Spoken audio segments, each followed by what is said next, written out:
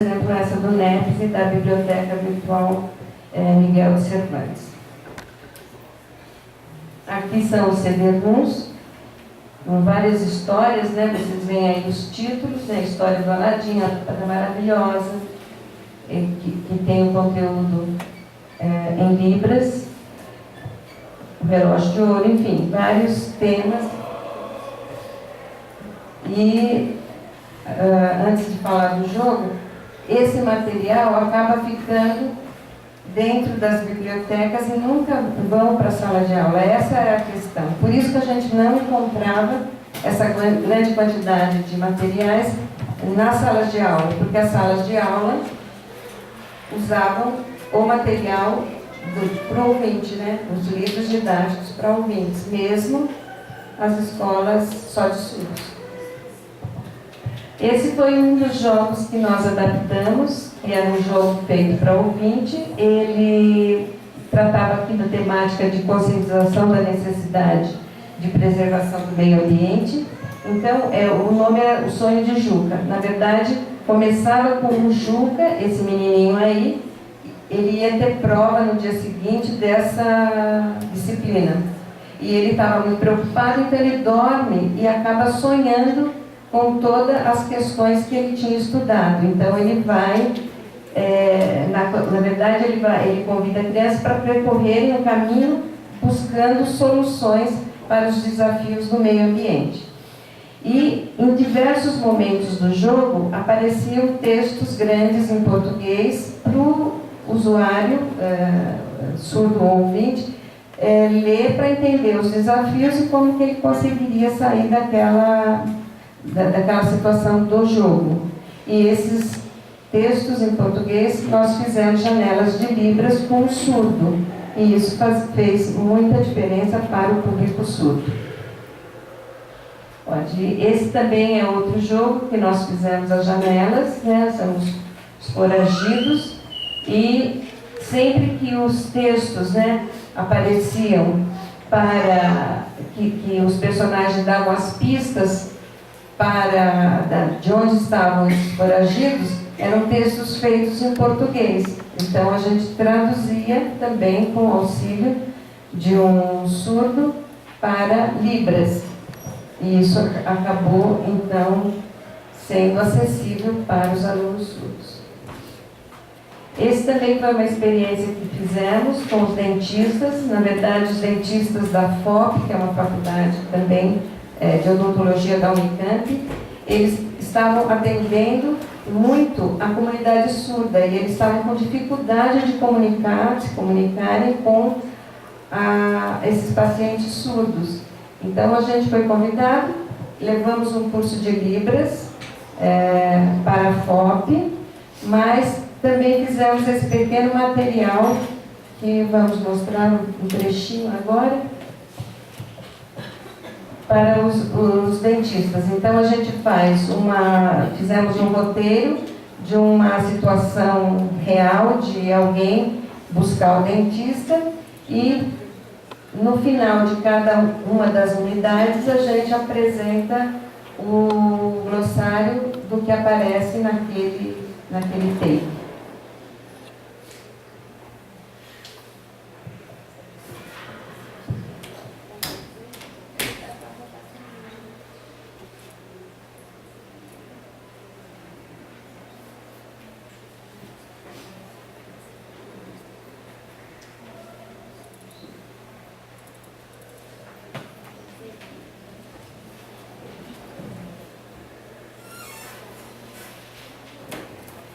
Eu não consigo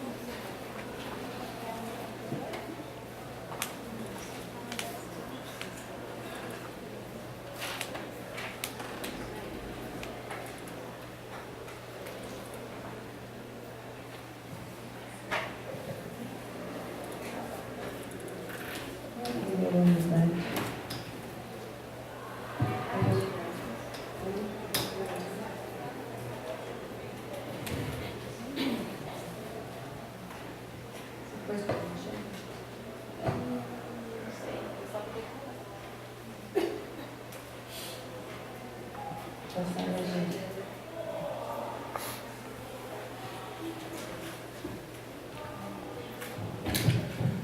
Tem a versão legendada, tem que pedir a legenda.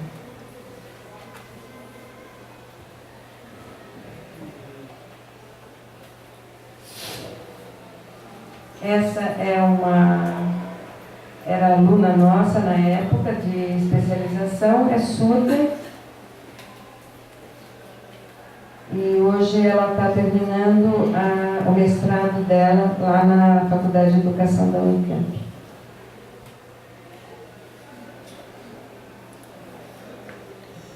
Sim, a gente ia dando algumas informações em relação à cultura surda, né? A questão do nome, do sinal.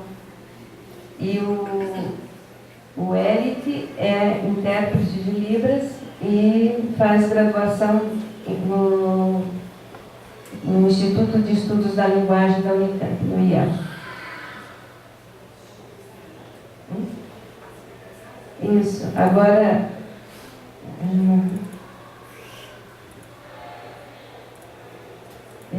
aí no final de cada unidade a gente apresentava o glossário e os dentistas gostaram muito para poder utilizar às vezes nas consultas.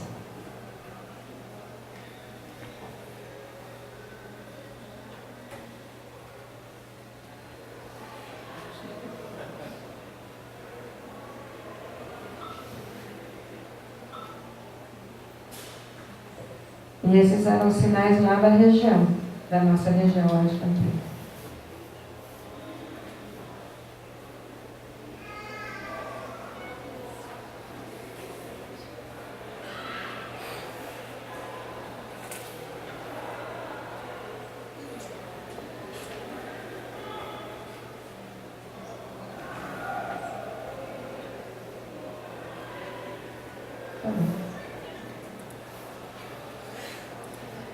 Volta para o slide.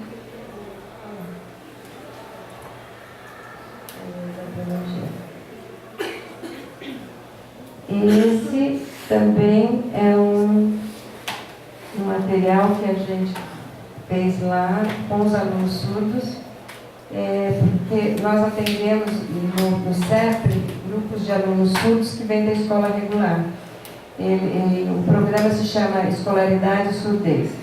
E eles acabam falando um pouco do que acontece na escola e das dificuldades, trazendo essas dificuldades de compreender os conteúdos. Então, eles escolheram o tema biologia, porque eles estavam tendo naquele momento na escola, e o conteúdo que eles queriam dessa aula.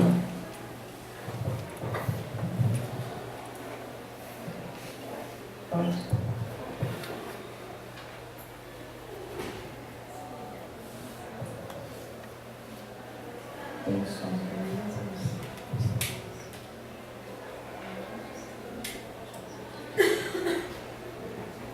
Aí no fundo vocês veem o pátio do CEPRE. Eles estão lá.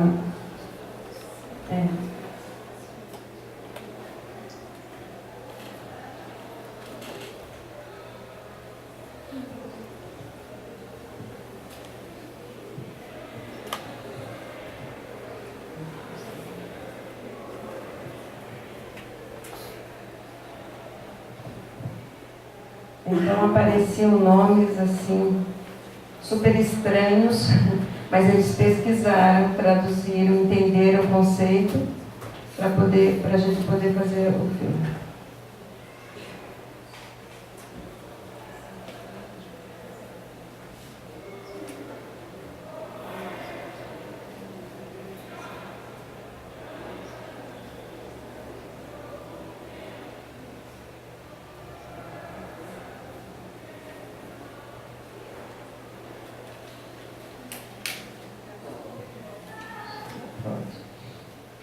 Agora eu vou colocar aqui.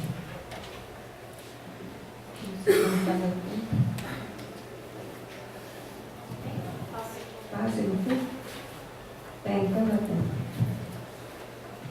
E esse é o filme que fizemos para esclarecer mais sobre a dengue e com a participação tanto dos nossos professores de Libras, do CEP, quanto dos alunos. Essa é a Luciana, que o professor Zé Mário já apresentou lá no Avatar, e ela então é a protagonista desse filme aí.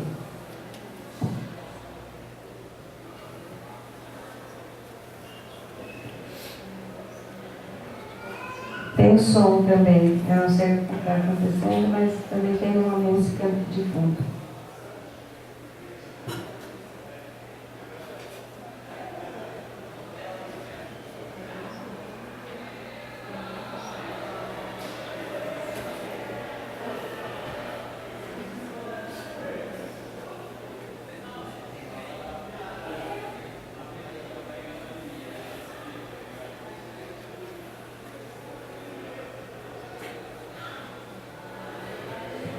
E a amiga é uma aluna nossa também do curso de especialização e aprimoramento, que vai participar com ela da ida consulta.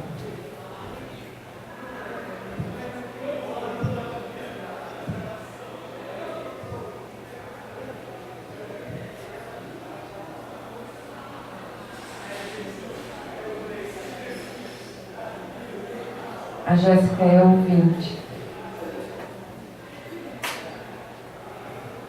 E a Luciana é surda.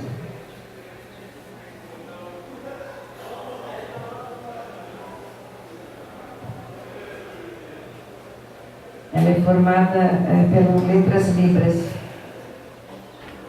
Conhece?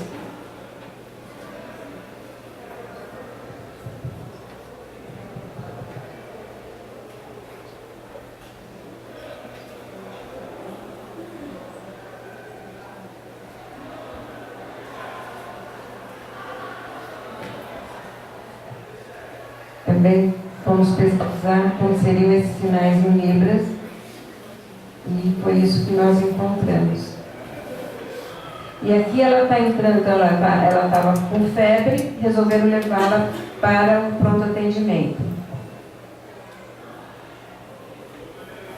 E aqui a gente faz uma situação bastante idealizada, né? Vocês vão ver por quê.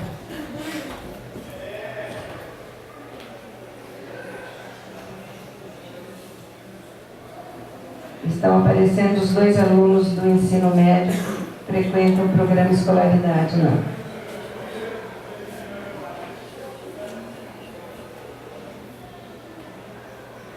Está sem legenda? Ah, tá bom. Agora está com a legenda em Libras.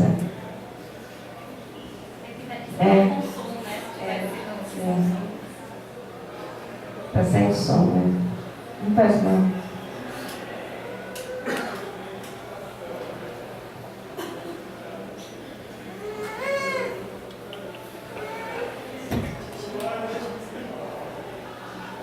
Aí aparece uma enfermeira que sabe Libras,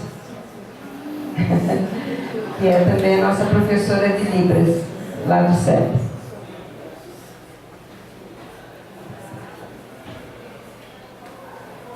Ela vai para a sala, mas a gente vai ir colocando essas inserções para explicar também quem é, né, essa personagem aí do Aedes aegypti, de onde ele veio, etc.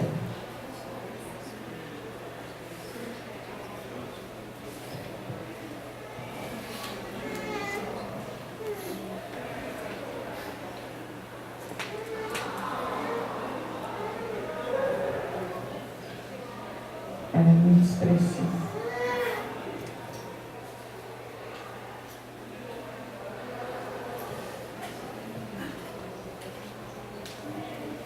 Agora eu podia pôr o glossário no finalzinho.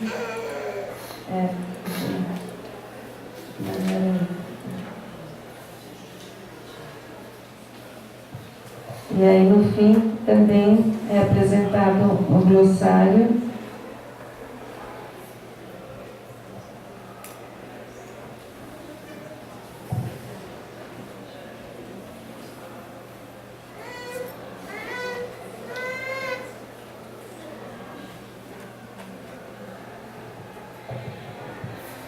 nos diversos termos da área da saúde.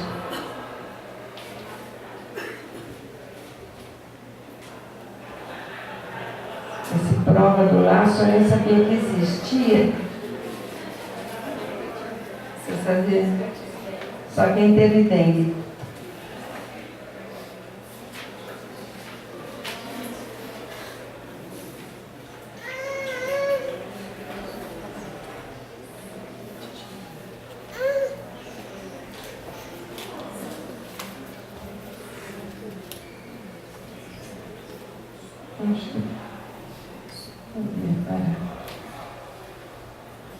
Está no YouTube, vocês encontram, se colocar dengue libras.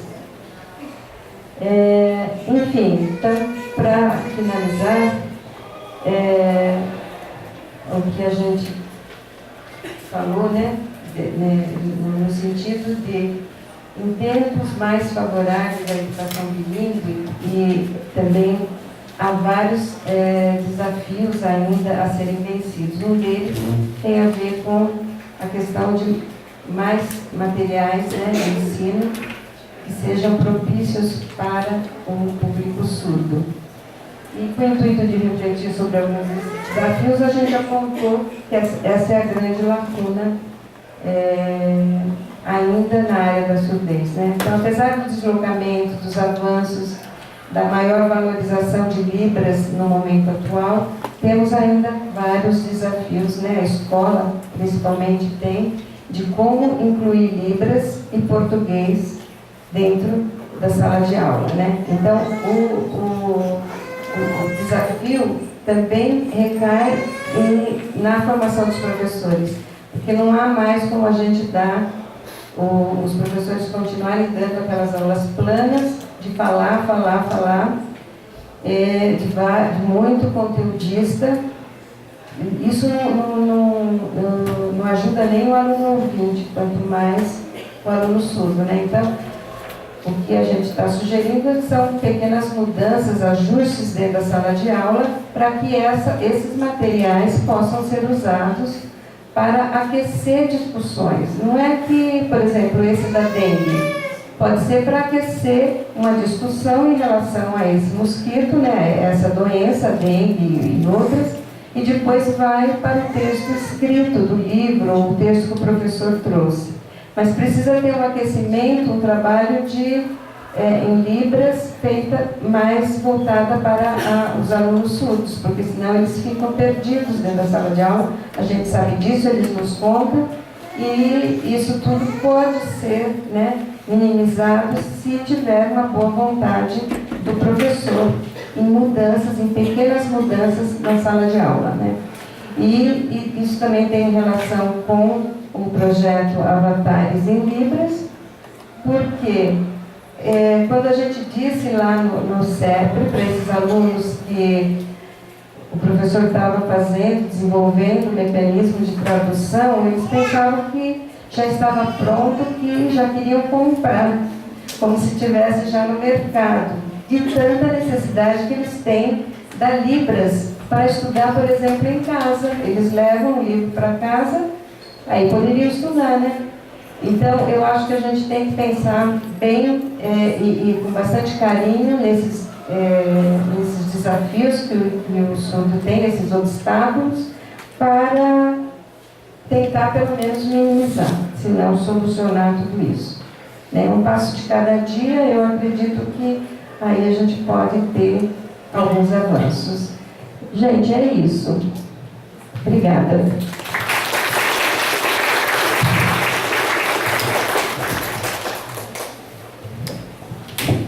Bom, eu convido de volta a mesa o professor José Mário, que a gente vai abrir para as perguntas. No caso de pessoas terem perguntas, é só levantar a mão e a Kíria, da comissão, vai levar para vocês aí o microfone, ok?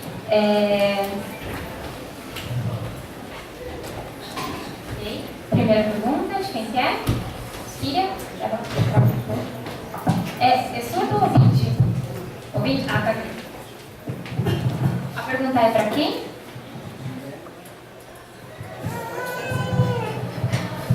Bom dia. Meu nome é Edson, sou professor de língua portuguesa na Rede Estadual de Ensino e atuo como auxiliar de classe numa escola de surdos. A minha pergunta, primeiramente, vai para o professor Mário. O uso da glosa no contexto da aquisição da linguagem conduz a determinadas restrições linguísticas e bloqueia parâmetros para que o surdo aprenda o português escrito como a segunda língua. O que o senhor acha disso de utilizar a glosa no seu aplicativo?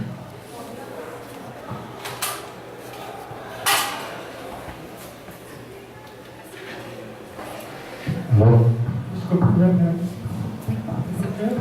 o começo eu não entendi da pergunta. Assim, o uso da glosa no contexto da aquisição da linguagem conduz a determinadas restrições linguísticas e bloqueia parâmetros para que o surdo aprenda o português escrito como segunda língua.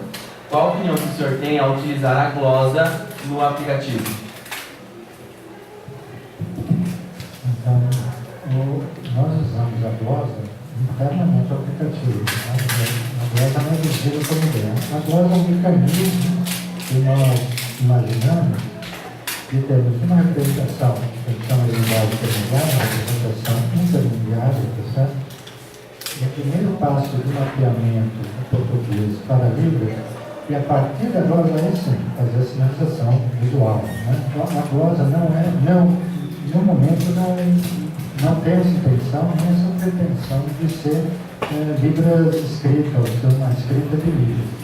Ela é um mecanismo, na verdade, que está condicionado, e nós, quando olhamos para ela, pensamos assim, é um mecanismo necessário, e definido assim, e sempre que nós temos algum tipo de dúvida ou questão de como estabelecer, o grande ponto para tirar dúvida é o seguinte: ele é um mecanismo de controle do avatar. Então, você tem o mínimo de informação que permite controlar o avatar. Não está associado, nesse sentido, a ser uma representação escrita de Libras, mas sim apenas um elemento, um meio para o controle do avatar. E, é claro, mantém algumas coisas, conceitos em português, em glosa. Mas na questão de expressão facial, existe uma porção de outros recursos, na verdade, símbolos que nós usamos, e usamos símbolos que acabam tendo representação escrita, né, nesse sentido de caracteres, para facilitar a animação. É só isso. Não vejo isso como um caminho para a escrita de ilustração. Obrigado. Agora para a professora. Primeiramente, bom dia. Corrigindo o termo, não se fala em escolas especiais, e sim escola bilíngue para surdo. E eu tenho uma dúvida assim: quando se utiliza o livro em língua portuguesa, a senhora afirma que a Libras ela fica periférica. Por quê?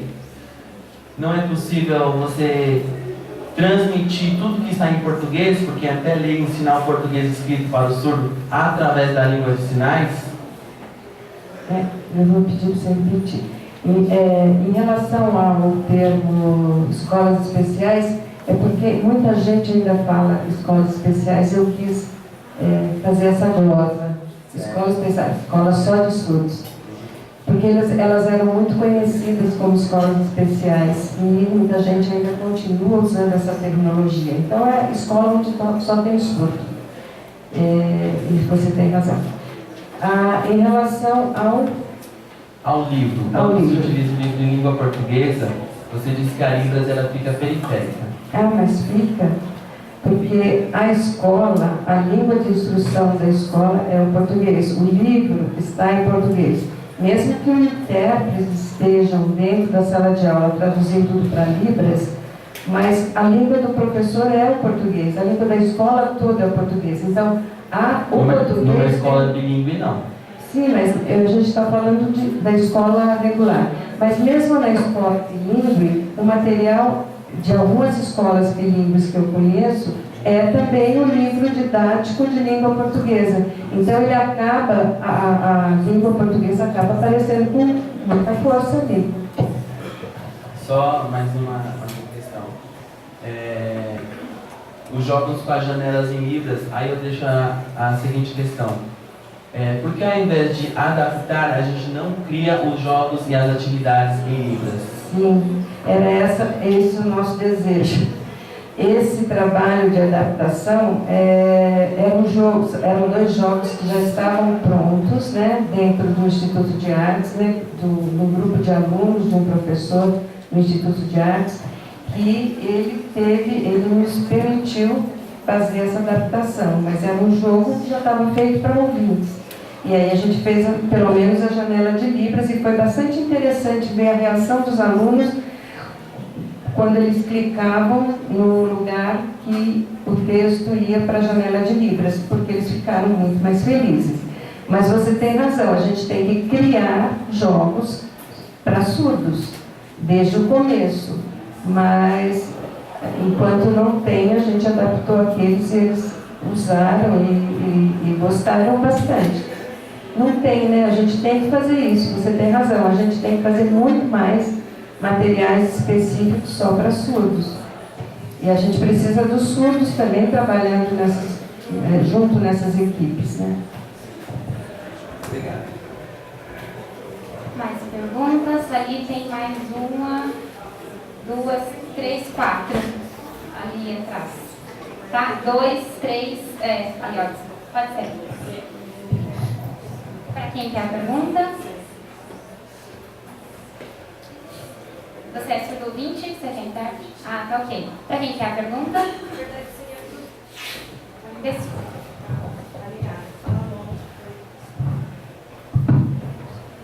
Na verdade, seria para os dois, né? Eu sou professora em uma escola polo de surdos, na Prefeitura de São Bernardo, e aí, pegando um pouco a fala do nosso colega aqui, muito se fala na adaptação mesmo de materiais para a educação de surdos e muito do fundamental em diante, né? E hoje eu faço mestrado, e meu mestrado profissional, e a proposta é que a gente devolva para a comunidade um material, né? E aí eu penso muito nisso que ele falou, a questão de estar criando algo para os surdos e não adaptando, e aí fica a pergunta, destinado para a educação infantil, que é o meu foco, que é onde eu atuo, há material feito para os surdos? Então, repetindo, eu acho que a gente tem que fazer mesmo, mas a gente precisa de equipes, né? A gente não tem pernas para tudo isso. A gente precisa de gente da engenharia, gente da mediologia, da animação, e a gente traz as ideias, mas quem vai construir conjuntamente com a gente tem que ser essas pessoas especialistas nessas áreas. Então, esse passo que a gente deu foi para resolver o nosso desejo de conhecer, de pesquisa mesmo, mas, sem dúvida, precisamos fortalecer as equipes com profissionais especializados. Então, aquele professor, como você atua na educação infantil, tem condições de dizer o que você precisa que seja feito. Nós temos contato com uma editora em São Paulo, que está solicitando que a gente faça material adaptado não, para surdos. O livro não é um livro didático, mas um livro complementar, com atividades para o aluno surdo. Então, isso já é também um avanço, vai ser legal participar disso, mas até agora nós não temos esse tipo de material. Então, eu acho que a gente tem que se unir para criar essas coisas. Grupos grandes, né? Isoladamente a gente faz pouco, mas quando a gente está em rede, a gente faz muito mais, tá? Só complementando que a gente não explicou, o CEP é uma instituição com mais de 30 anos, que atende crianças e adolescentes e jovens e adultos surdos em Campinas e região. Então, quem não conhece, né, eles têm, inclusive, programa desde o teste da orelhinha, desde o acolhimento, desde o incentivo. Então, crianças lá, às vezes, com 3 anos, você já vem fazendo Libras. Né? Então, é muito bacana isso. A Ivani tem essa experiência que traz do CEP da educação bilíngue, desde quando a Libras ainda nem era reconhecida, né? Então, o projeto dela vem primeiro numa análise dos materiais didáticos que já estavam existentes, até para elaborar uma crítica do que a gente não queria fazer, e aí depois a produção. E aí vocês podem ver pelos materiais que a gente mostrou, que a gente vai avançando nisso. O último da DEM, vocês veem que estão com uma qualidade até bem melhor, é um material já produzido para surdos, enquanto o primeiro era uma adaptação. Mas para começar, a gente começa primeiro analisando, depois adaptando e depois produzindo, né? A gente como utilizando aí o jargão do professor Zé Mário, assim, a gente não começa pela Ferrari. A gente começa ali pelo Fiatzinho, né? Tá? Então, comecei... Não, aquele Fiat, como é que era? Aquele bem velhinho? Isso, esse tinha o número. Carrinho de Alemanha, tá falando. Então, é mais nesse sentido. Mas, assim, a proposta vai sendo construída, né? E vai ganhando parcerias e vai ampliando até para agora, hoje, o projeto do Avatar.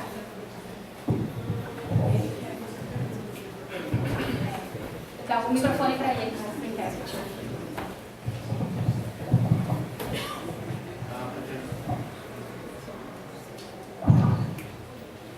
Para quem não me conhece, eu sou o Vinícius, para quem não me conhece, esse é o profissional. Eu sou surdo e eu queria perguntar para o professor Zé Mário sobre os vídeos, os avatares. Por que sempre o intérprete é pego naquela da cintura para cima e os sinais? E se precisar fazer mais expressões, se ele precisar sair, parece que os sinais são mais contidos. E é um pouco essa minha dúvida. Parece que ele é feito para janelinha de libras, ele é para ficar num espaço pequeno. Por que não é maior? Em espaço de sinalização mesmo. Por que parece que ele é reduzido? Parece libras em campo reduzido. Vamos por partes, se é que eu entendi bem a pergunta. Primeiro, não está amarrado na janela de libras, né? O que nós optamos, né, por uma opção, nós avaliamos que não é necessário pegar a movimentação das pernas durante a sinalização. A pessoa não precisa andar. As pernas existem, elas estão paradinhas lá. Mas, em princípio, podemos dar o controle para o usuário, aumentar, chegar mais próximo, virar, fazer o que ele quiser com a visualização do avatar, né? Então, o que está restrito ali não é uma restrição, é uma restrição do sinalizador que fez a sinalização e nós só gravamos. Então, não houve nenhuma invólucro, né, que não permitia o sinalizador. Em particular, eu não sei, fazer o avatar ficar andando me parece, não sei se é apropriado, mas enfim, talvez eu esteja enganado, podemos pensar nisso. Não é problema técnico. O problema é só o seguinte, eu preciso ter informação, essa informação é fornecida por informante, em particular um surdo que sinaliza. É isso.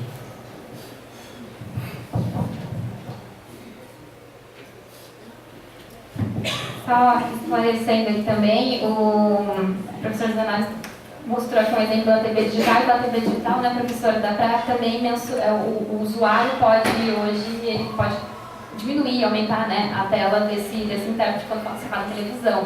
Então, ele do computador, que é o do avatar, acho que também tem essa regulagem, né? Ele amplia, ele coloca o tamanho da tela do intérprete da forma que ele achar melhor. Okay? Ali, né? E depois mais uns. Bom dia. Meu nome é William, né? Eu sou casado com a Eliana, que ele é surdo. Eu queria só falar uma coisinha bem rapidinho. A gente estuda lá em Juiz de Fora, na Universidade Federal de Juiz de Fora. O Eliano estudava aqui, só que ele não aguentou e eu estudava no Unifesp, então não deu certo. Aí a gente foi para lá. Primeiro, assim, eu vejo assim, muito que a gente escuta assim, materiais para surdo, materiais para ouvinte. Opinião minha, eu não acredito nisso. Eu acho que não seria correto. Numa disciplina que nós tivemos de novas tecnologias, nós fomos propostos a criar um trabalho para letramento digital. E nós conseguimos atingir o objetivo de criar um único material para surdos e para ouvintes. Conseguimos um único material. Então, eu particularmente não gosto de para ouvintes e para surdos. Não vi. Agora sim, eu queria perguntar para o grupo, vocês que estão traduzindo esse livro, né? Eu acho que seria mais para a professora, que é linguista, né? Sei lá. Como que vocês, por ser termos muito específicos da área de ciências da natureza, como que vocês estão lidando com a questão de variação sociolinguística, ou também assim, se existe um eixo comum, que é o dicionário do Capovilla, como que vocês estão fazendo com a questão de vocabulário?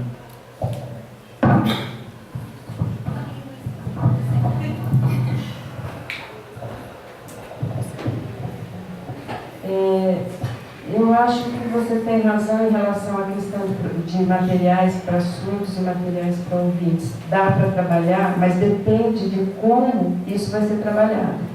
Numa sala de aula com 40 alunos ouvintes e um surdo, eu acho que isso fica difícil. Uma escola, uma sala só com surdos, a gente pode usar uma estratégia. Com ouvintes e alguns surdos, outra estratégia. Em pequenos grupos, outras estratégias.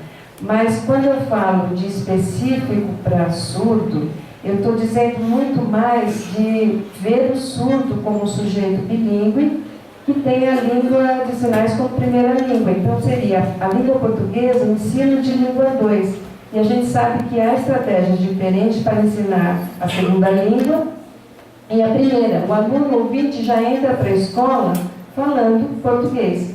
Ele vai aprender a metalinguagem, vai aprender várias coisas em relação ao português, mas ele já fala. Por isso que, quando digo específico, seria de ensino de língua 2, porque o surdo ele não fala português. Ele vai precisar de outras estratégias para adquirir o português, os conceitos, enfim, para escrever. Eu acho que tem que ter esse cuidado, o professor tem que ter essa sensibilidade de ver que aquele aluno surdo não sabe português como os outros alunos ouvintes. Então, as estratégias devem ser diferentes. Tá? Assim, eu acho que eu devo ter dispensado mal. Eu não estou falando assim para o ensino de língua, eu estou falando assim para o ensino de qualquer outra. Eu sei que para o ensino de língua, como L1, como L2, precisa sim de ser materiais separados. Eu estou falando assim para o ensino de ciências, para o ensino de geografia. Se você usar uma literatura mais visual, ajuda tanto o aluno surdo quanto o aluno ouvinte. Sim, eu não estou falando de língua, eu estou falando de outras disciplinas. Tá? Ficou mais claro, mas quando a gente fala de ciências, por exemplo, a gente também está falando de língua portuguesa. E mesmo que o surdo e o ouvinte não saibam o conteúdo do professor, aquela questão do científico, o ouvinte tem uma ideia maior de quando você fala, porque ele já sabe português. Os termos técnicos, protozoário, citoplasma, o ouvinte e o surdo também não conhecem. Mas para o surdo a gente precisa pesquisar que termo que vai usar. É nessa situação que eu estou dizendo que seria interessante que se fosse observado, porque nós vamos ter que ver que termo vai usar.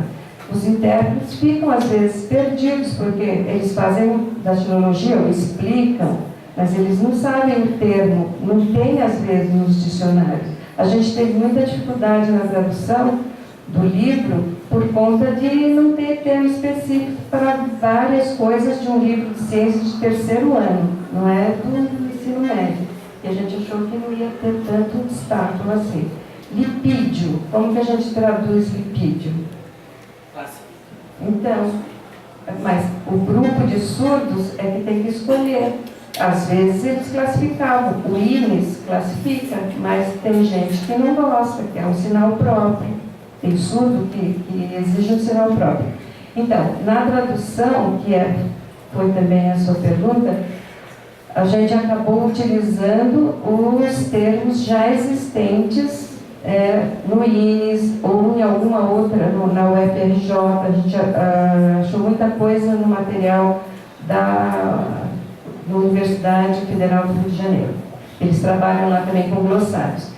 Mas quando não encontramos, a gente criou esses termos nesse grupo e vamos validar esses termos mais adiante, para ver se outras comunidades de surdos aceitam esse termo, e às vezes as outras vão falar, nós já usamos tal outro sinal, então por que não trazer também para esse material essas variedades?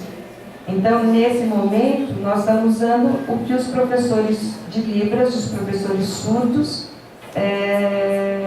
disseram que seria mais adequado. Mas esse material vai ser também testado, e está sendo testado, na verdade, e aí poderá ser incorporado outros termos que já existem, por exemplo, de lipídio, que a gente tem inventado no grupo um sinal específico. Não sei se eu respondi tudo.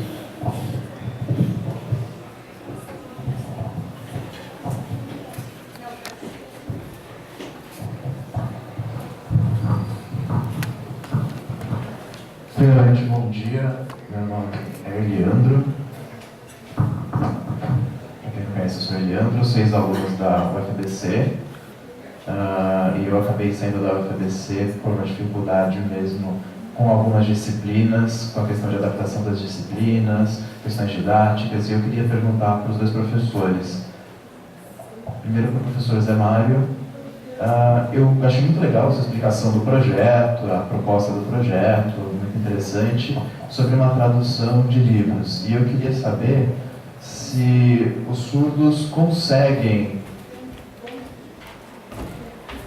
utilizar isso no computador para a língua portuguesa, porque isso seria um sonho sendo realizado. Então ele faria em língua de sinais e o computador escreveria em língua portuguesa. Isso facilitaria muito. Isso é possível? Digamos o seguinte, se a questão da síntese, né, como eu chamo, a partir do texto escrito em geral é um grande desafio, reconhecer livros através de imagem, em geral texto, a gente pode multiplicar por 1000 o desafio. Isso é muito maior o desafio. Estamos caminhando, agora não vejo isso como alguma coisa que esteja no horizonte. Dá para fazer algumas traduções, num contexto muito específico, reduzido, tentar reconhecer sinais e tal. Para se ter uma ideia hoje, isso em escala mundial, nós estamos falando no Brasil só, a gente trabalhando também com conhecimento de língua de sinais no mundo inteiro, hoje mal e mal nós conseguimos reconhecer sinais isolados. Frases, na versão contínua, não conseguimos ainda. Vamos conseguir, tenho certeza, certo? Mas é um processo, temos que investir. Um dia eu acredito que teremos. Não consigo precisar, mas eu digo, não é. Provavelmente não é nem para mim. Eu não vou assistir. Provavelmente eu não vou assistir.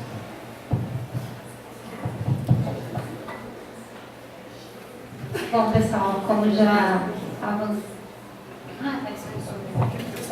Então a gente vai só ver mais a próxima pergunta aqui no microfone. A gente vai ouvir só mais a próxima pergunta e vai encerrar por conta do horário e pelo retorno da tarde, para dar tempo de almoçar e retornar aqui. E a gente ainda quer fazer o sorteio, né, dos brindes que a gente falou de manhã. Então, tá? Então quem tiver mais dúvidas, né, depois a gente ainda tem à tarde, os palestrantes vão continuar aqui à tarde, pode abordá-los, enfim, tá?